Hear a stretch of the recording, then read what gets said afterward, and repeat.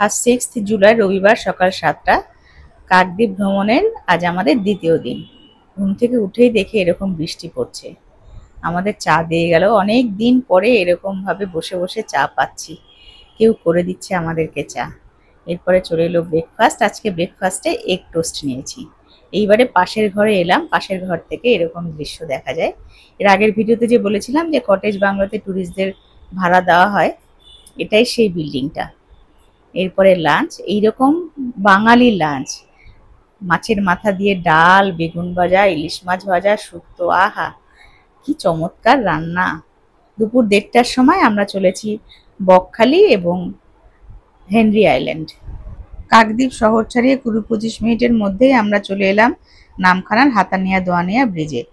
কয়েক বছর আগে যখন এই ব্রিজটা ছিল না, তখন বোটে করে নদীর ওপারে গিয়ে বাসে অথবা ট্রেকারে করে বকখালি হেনরি আইল্যান্ড যেতে হতো। আর বৃষ্টি হওয়ার পরে কত ইজিলি এখানে চলে আসা যায়। বকখালি ঢোকার 5 কিলোমিটার আগে বাঁদিকে টার্ন নিয়ে আমরা হেনরি আইল্যান্ডের দিকে যাচ্ছি। সামনে রয়েছে ওয়াচ টাওয়ার। এখানে ফিশারি ডিপার্টমেন্টের টুরিস্ট কমপ্লেক্স বা গেস্ট হাউসও রয়েছে। এখানকার মেইন অ্যাট্রাকশন ম্যানগ্রোভ ফরেস্ট। কলকাতার এত কাছে এত ইজিলি যে পৌঁছে যাওয়া যায় কোনো ম্যানগ্রোভ ফরেস্টে ভাবতেই পারছি না। এখানে আসার সময় বেশ কয়েকটা জায়গায় নালা পেরোতে হলো, মনে হয় সে কারণে এই জায়গাটার নাম হয়েছে আইল্যান্ড। গাড়ি এ পর্যন্তই আসে, এরপরে হেঁটে হেঁটে ম্যানগ্রোভ ফরেস্টের মধ্যে দিয়ে বিচে যেতে হয়।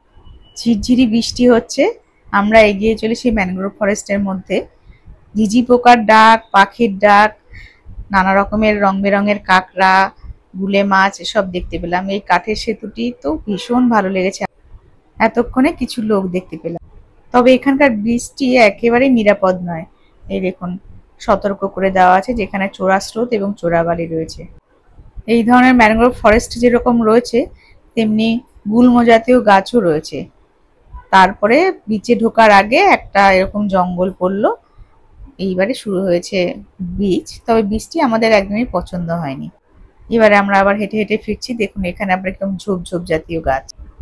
এখানে ঢোকার আগে একটা জায়গায় টিকিটও কাটতে হয়েছিল। এবার আমরা আবার ফিরে চলেছি। এই পকেট রুটটা সামনের মেইন রোডে গিয়ে শেষ হয়েছে। এখান থেকে আমরা ঢুকেছিলাম, আবার এখান থেকে আমরা বেরিয়ে যাচ্ছি। এই রাস্তা ধরে 5 কিলোমিটার এগোলেই বকখালি। যারা হেনরি আইল্যান্ডে স্টে করতে চান না, তারা বকখালি থেকেও এখানে এসে ঘুরে গিয়ে আবার বকখালিতে স্টে করতে পারেন। আমরা বকখালিতে পৌঁছে গেলাম। এখানে থাকার জন্য সবচেয়ে ভালো হলো WBTDCর বালুতট, এই যে, আর তার সামনেই রয়েছে PHEর গেস্ট হাউস। শহর ছাড়িয়ে এই রাস্তাটি শেষ হয়েছে সমুদ্র সৈকতে। দেখেই বুঝতে পারছেন জায়গাটি অনেক জমজমাট। যেরকম সি বিচের ধারে দোকান টোকান থাকে, এখানেও সেরকম রয়েছে। আর বৃষ্টি দেখুন কতটা চওড়া। এখান থেকে সমুদ্রের কিন্তু অনেকটা দূরে। এইরকম বিচের ওপর দিয়ে হেঁটে বেশ কয়েকটা জায়গায় জল পার করে তারপরে গিয়ে সমুদ্রে পৌঁছতে হয়। আমি এবং আমার বড় মেয়ে এগিয়ে চলেছি সমুদ্রের দিকে। ছোট মেয়ে এবং ওর বাবা এলো না, ভাবলো এখানে বোধহয় অনেক জল। গোড়ালির ওপরে একটু জল ছিল, খুব বেশি জল ছিল না।